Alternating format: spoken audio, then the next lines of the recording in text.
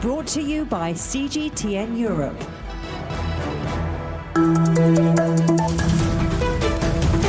I'm Stephen Cole. Welcome to the Agenda podcast. Today on the podcast, we look at how the COVID-19 crisis has impacted the poorest around the world and what those in power can do to address the situation. Economic growth, diversification, and sustainable development have all contributed to a fall in the number of people living in poverty over the last 20 years. That progress could be wiped out in a matter of months, as the International Monetary Fund predicts a 4.9% reduction in the global economy following the COVID-19 crisis. To find out more, I spoke to Oxford University's Dr. Juan Palomino, who explains why those in poorer paid jobs will struggle most due to COVID-19. Juan, the economic effects of COVID-19 is going to affect all of us in some way or another, but inevitably the poorest in society are going to be worst affected, aren't they? We've seen that in terms of health. Well, there's some studies that show that in the most deprived regions, even in developed countries, is where the pandemic is having a greater effect in terms of cases and deaths. But of course, that's also going to happen in economic terms. We know that there's a huge impact in terms of overall unemployment and decrease in GDP. But based on the different ability that people have to work under these conditions, the lockdown and social distance, that's going to affect in an asymmetric way at the labor force and therefore have an impact in inequality and in poverty. So what occupations do you think are going to be worst affected or hardest hit? Well, we find that those occupations that cannot, of course, essential occupations are not going to be affected in terms of income. These people have to be in the front line. They have another risk, but they can keep their jobs.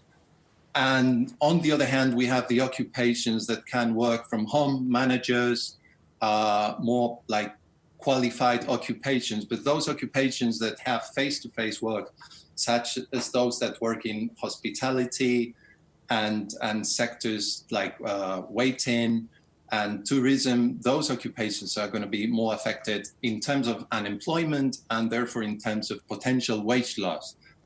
And as it happens that those occupations tend to be in the lower part of the wage distribution, that's going to cause inequality to increase even in developed countries. And in some cases, some of these workers may even go beyond the poverty line, and that's going to increase poverty as well. So does that mean certain countries with certain types of economy are going to suffer the worst? That's what we are studying in our work. We want to provide a short-term diagnosis of what is the potential impact that different countries in Europe are going to have. And we do find that countries in Southern Europe and in Eastern Europe, which have a lower share of occupations that can be done from home, are going to have a higher potential impact in terms of inequality and poverty. Which countries in particular? You mentioned Southern Europe and Eastern Europe, but which countries are you looking at? Well, we don't, first of all, I want to say that all countries are going to be affected, even in countries that are going to be the least affected, such as probably in our estimates, Norway, the UK, the Netherlands, France, or Switzerland. Those are going to be less affected, but there's still going to be a significant increase within inequality and poverty. And on the other hand, we find that countries such as Croatia, Portugal, Cyprus, and most of those in Eastern and Southern Europe are going to have a higher increase in inequality and poverty. We hope that governments take measure to prevent this from happening to some extent. What all the estimates that we have are the potential impact that the labor market differences can have on poverty and inequality.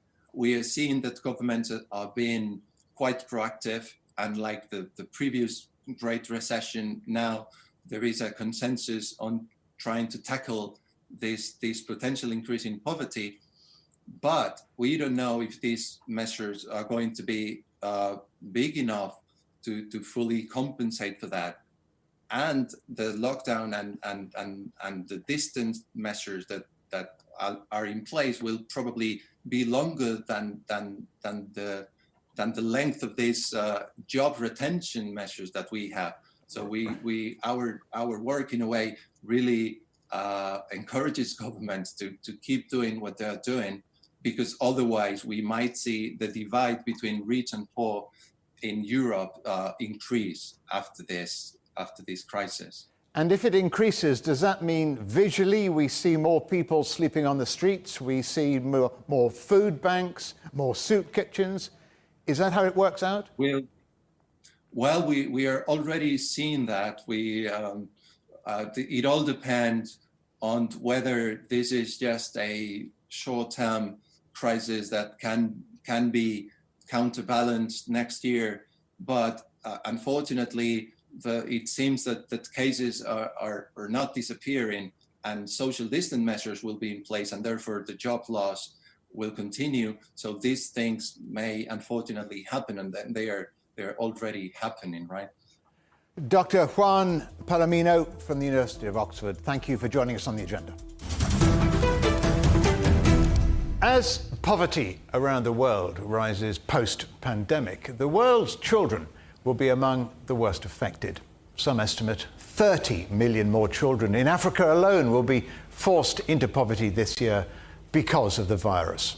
Well, joining me now to consider what we can do to prevent that is David Stewart. David is Chief of Child Poverty and Social Protection at the UN Children's Fund, UNICEF. David, the numbers of the very poor had been falling quite steadily, but it's now rising quite fast. How much of that increase is down to COVID-19? It is almost entirely down to COVID-19. As you say, poverty rates were falling, child poverty rates were falling, but the impact on families and then the longer term impacts on economies are really reversing the progress that we've seen. And as you say, children are going to be the worst affected. Children are twice as likely to live in poverty as adults, and so will be twice as affected as a result of the economic impacts of the crisis. And our estimates overall, and they change as the numbers change, are that over 100 million additional children are likely to be in poverty by the end of the year. Those are very big numbers, David. What can UNICEF do to help address that? First is to provide protection and information to families to protect people from the pandemic. Also, we have to start preparing and increasing and improving services and working with governments to do that, both in the response and in the longer term recovery. And one area which is particularly crucial when it comes to child poverty is strengthening social protection systems and cash transfer programs. I mean, this is an area where we know the problem is very significant, but we also know a lot about what to do about it. And we know that these programs can make a huge difference by providing financial protection to children and families and having impacts on their health, their education, their nutrition. So we're working with governments across the world to improve those social protection programs and increase coverage for children.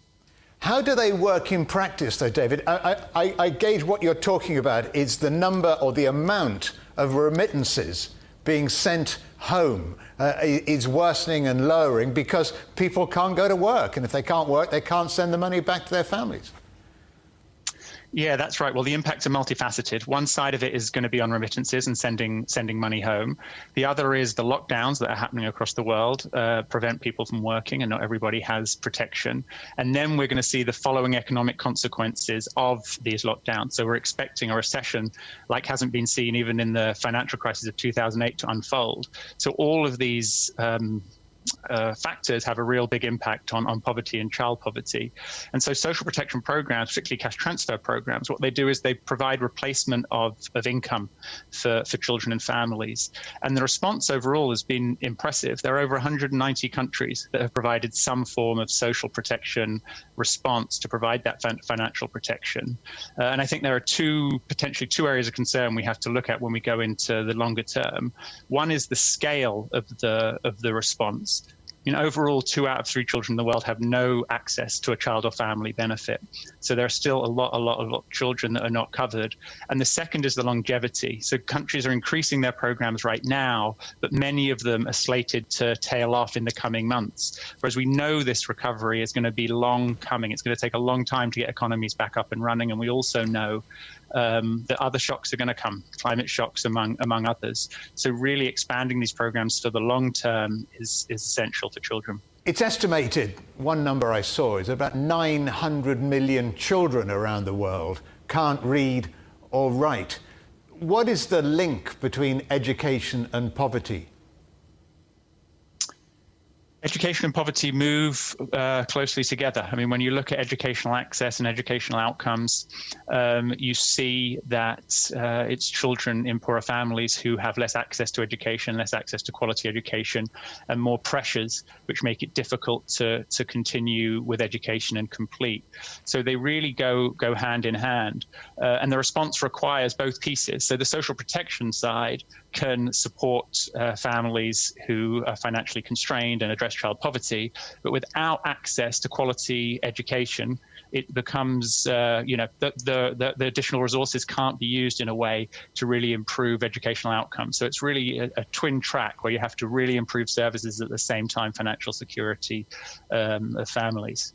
And that's going to be doubly difficult at the moment as people are looking at their aid programs and perhaps cutting back in aid programs, not least thinking about education, but also in vaccination programs.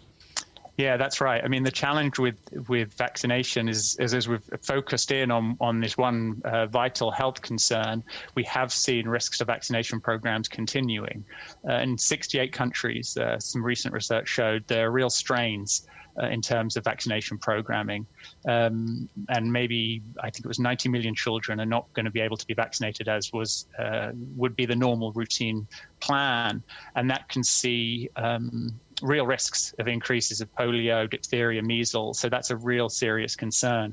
And your point on the aid budget is also vital. I mean, as you say, countries have committed to 0.7% of their GDP to commit that to aid. But as GDPs shrink as a result of the crisis, and at the same time countries face increasing challenges at home, we do face the risk that aid budgets are going to fall. And for the world's poorest children, that would just be catastrophic. So the need to prioritize and maintain and seek indeed to increase that commitment over time is absolutely vital. In spite of the gloomy predictions, there is one country which insists its plans to eradicate rural poverty by the end of this year remain on track: China. Joining me from Beijing to discuss the poverty plan is Li Yong, Deputy Chair of the Expert Committee at the China Association of International Trade. Li Yong, China's been planning for years to eliminate rural poverty by the end of this year, and President Xi has said in spite of COVID-19, they're still on track with that plan. How so? One of the measures is to bring them to areas, for example, where the job opportunities available, which we call a cross-province employment. And this has been a main means by which the government is trying to bring those poverty-stricken households out of poverty, so those specifically those people living in those areas can go to other areas, like the more developed areas, to get employed, to find a job there. Okay, so they're encouraging, if I can summarize on that point, they're encouraging greater mobility to richer areas to perhaps try and enrich more the poorer areas. Exactly, so that they can have an income from the job, and then, that it will improve the well-being of the household as a whole. Right. And what kind of challenges, how would you describe the major challenges to alleviating poverty in China?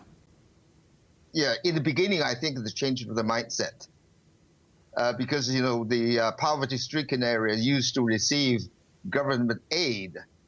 And those, counties who wore the poverty had, felt reluctant to give up the head because, once they give up the head, they won't be able to receive any government aid. So that needs to be corrected. Today, I think, the challenge is, for example, how to deal with the impact of COVID-19, as well as, I think that this is very important, as well as, the measures taken to prevent those people lifted out of poverty from falling back into poverty. On a sort of more international scale, do you think that greater interaction between economies, rich and poor economies, is the way to help alleviate or reduce global poverty? And from China's experience and the practices, and this is definitely going to be an effective way of alleviating poverty, because this richer area has more resources and they are more industrialized, and more importantly, they also have the kind of demand that will support the production and sales of the products being produced in the poverty-stricken area. Poverty is not just about income, is it? It's also about education. Is that part of the national plan to improve education? Yes, definitely. President Xi Jinping once said, the first and most important thing to alleviate poverty is to improve the level of education. So education is the fundamental solution, actually, to removing or to eliminating poverty. And according to international experiences, the more education you have, the less likely you fall into poverty.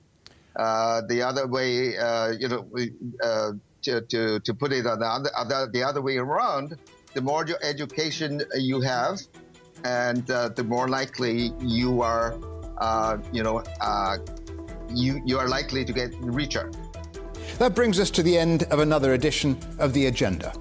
You can subscribe to this podcast on iTunes, Stitcher, and Spotify. You can also find us on CGTN Europe, Facebook, Twitter, Instagram, and YouTube.